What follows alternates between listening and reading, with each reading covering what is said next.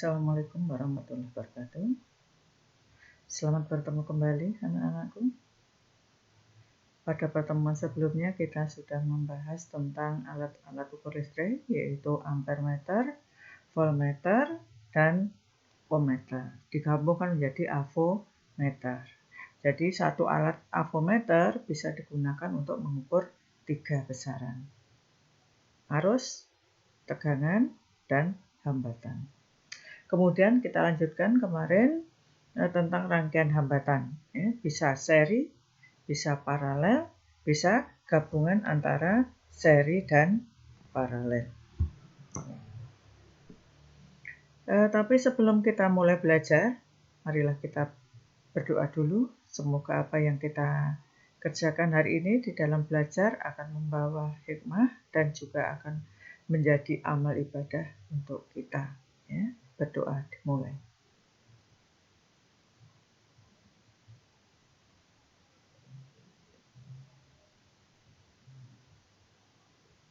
Berdoa selesai. Baiklah anak-anakku, mari kita lanjutkan untuk hukum ohmnya.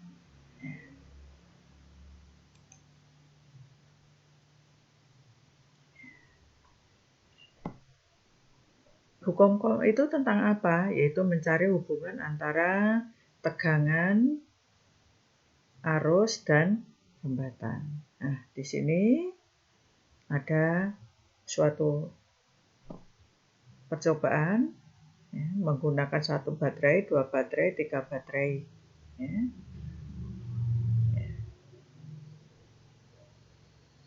Oke. Nah, di sini ampermeter mengukur, hasilnya seperti ini. Kemudian ini ada bolam yang menyala, makin banyak baterainya nyalanya makin terang. Kemudian di sini ada alat ukur yang dipasang paralel, kemarin voltmeter, menunjukkan angka-angka seperti ini. Coba kamu amati tabel ini ya. Dari tabel data dapat kita ketahui potensialnya makin lama makin besar. Potensial arusnya makin ke bawah makin besar. Jadi dapat diambil kesimpulan jika beda potensialnya diperbesar, maka kuat arus listriknya juga makin membesar. Nah, lalu hubungan apa yang didapat antara beda potensial dengan kuat arus listrik?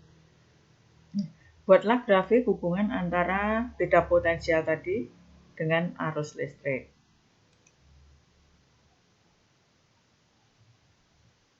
Tadi datanya ini kita buat. Yang vertikal adalah tentang beda potensial, yang horizontal adalah tentang kuat arusnya.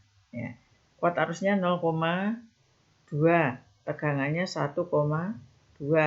Kuat arusnya 0,4, tegangannya 2,6. Kuat arusnya 0,54, kira-kira di sini 5,5 mendekati, hasilnya potensialnya 4. Sehingga kalau dihubungkan titik-titik koordinat tadi akan menghasilkan pola garis lurus, atau dengan kata lain ini merupakan fungsi linier, bahwa tegangan sebanding dengan kuat arusnya, V sebanding dengan I. Dalam ilmu matematika, jika di situ ada suatu kesebandingan, tentu ada suatu nilai tertentu atau konstanta tertentu.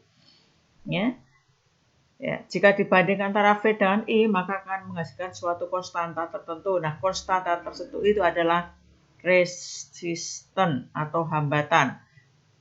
Nah, sehingga kalau dituliskan bisa R sama dengan V per I, atau V sama dengan I kali R. Dan inilah yang disebut atau yang dimaksud dengan hukum Ohm. Rumus dari hukum Ohm.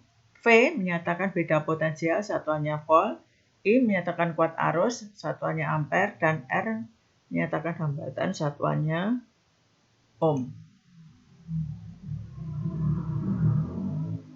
Nah, sekarang bagaimana kalau kita membuat grafik hubungan antara R dan kuat arus I?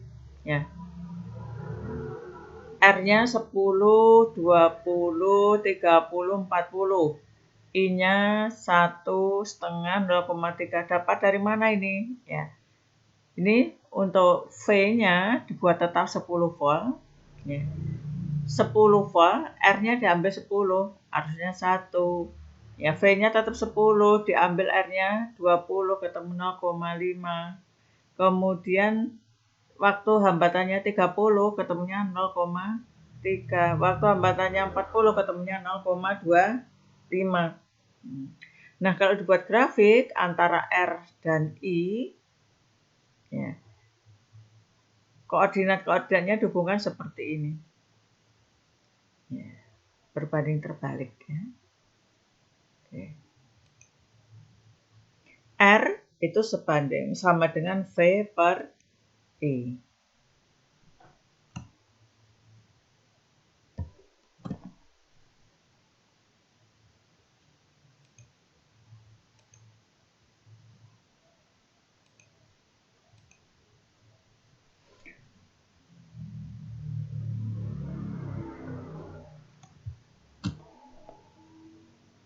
Sekarang kita teruskan.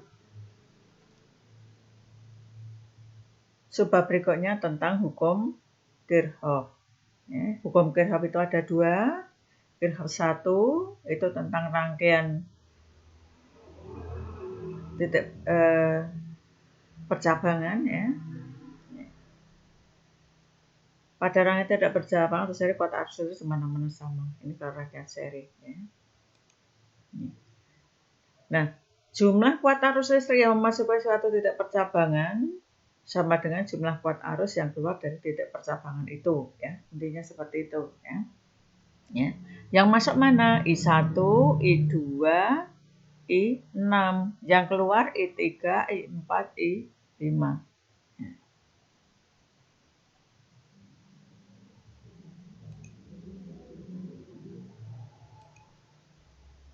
Nah, contoh perhitungan untuk hukum Kirchhoff 1 ya. Yang masuk I1, keluar percabangan I2, I4, dan I3. Ya, jadi I1 sama dengan I2 tambah. Kemudian I4 bercabang menjadi I5 dan I6. I4 sama dengan I5 dan I6. Ya. Kemudian keluar menjadi I7. Ya. Oke. I1 sama dengan I9 yang masuk sama dengan yang keluar. Kemudian sekarang kita lihat I5 tambah I6 sama dengan I7. I7 tambah I3 tambah I8 sama dengan I9. I2 karena satu garis menjadi sama dengan I2. Nah, ini nanti untuk contoh seperti ini ya. I1 40. Ya, masuk di sini 10, masuk di sini 25, berarti 35. Berarti I1 sama dengan 40 kurangi 35 sama dengan 5. Masuk di sini pada titik percabangan Q, di sini nanti 10, di sini 5. 10 sama 5, 15, maka I2 sama dengan 15.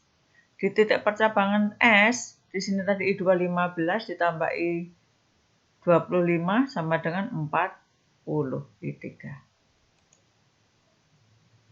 Nah, ini nanti ada seperti ini. Silakan nanti dikerjakan ya. Ini tentang hambatan. Ini juga tentang hambatannya ya. Hambatan itu bisa bentuknya seperti ini, bisa seperti ini ya. Tentukan hambatan pengganti, kuat arus total, kuat arus tegangan. Ya. Sama, tentukan hambatan pengganti, kuat arus dan tegangan. Selanjutnya masuk hukum 2 Kirchhoff tentang tegangan. Apa itu hukum 2 Kirchhoff? Hukum 2 Kirchhoff tentang tegangan menyatakan bahwa jumlah aljabar perubahan tegangan yang melalui suatu rangkaian tertutup atau loop sama dengan 0. Sigma V sama dengan 0. Sigma E F plus sigma IR sama dengan 0. Di sini ada rangkaian, ada hambatannya. ada hambatannya itu R1, R2, R3. E-nya, GGL-nya ada E1, E2.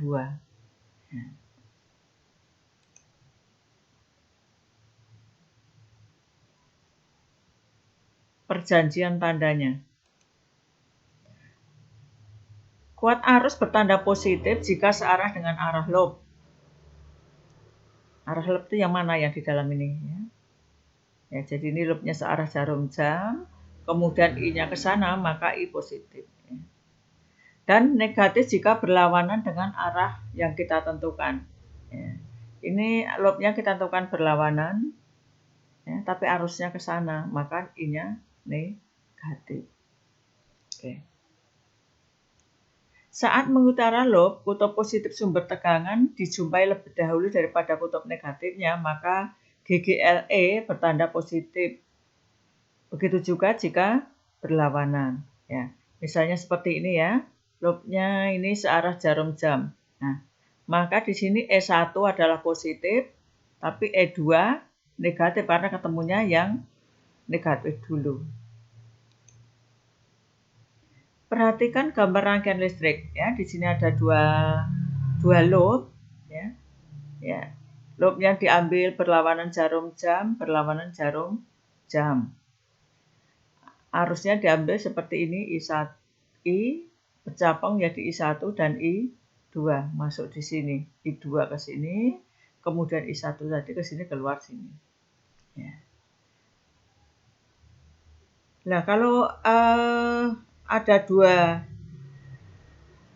loop seperti ini, ya, penyelesaiannya itu ada 4 cara. Ya.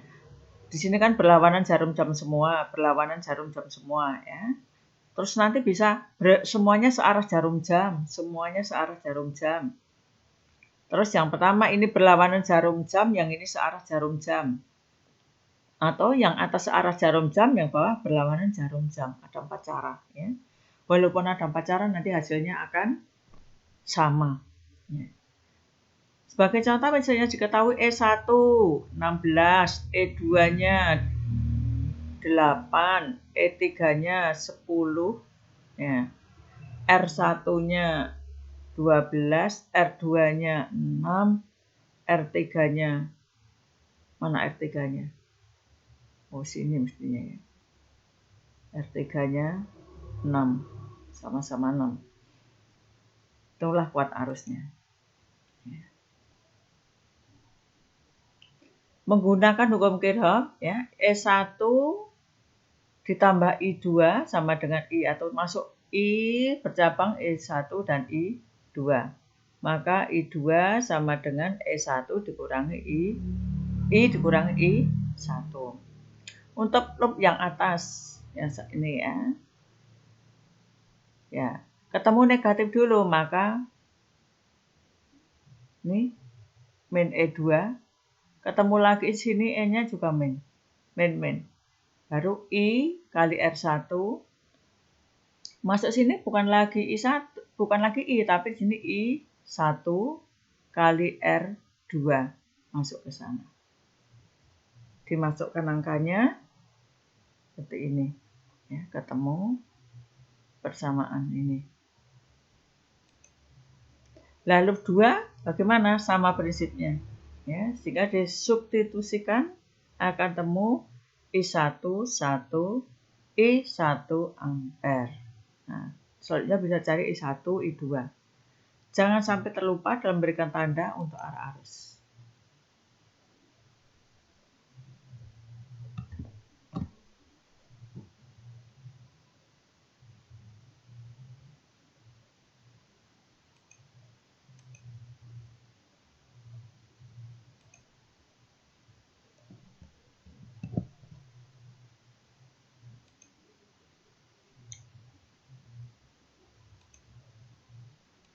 Iya, demikian tadi pembahasan tentang hukum Kirchhoff dan hukum Ohm.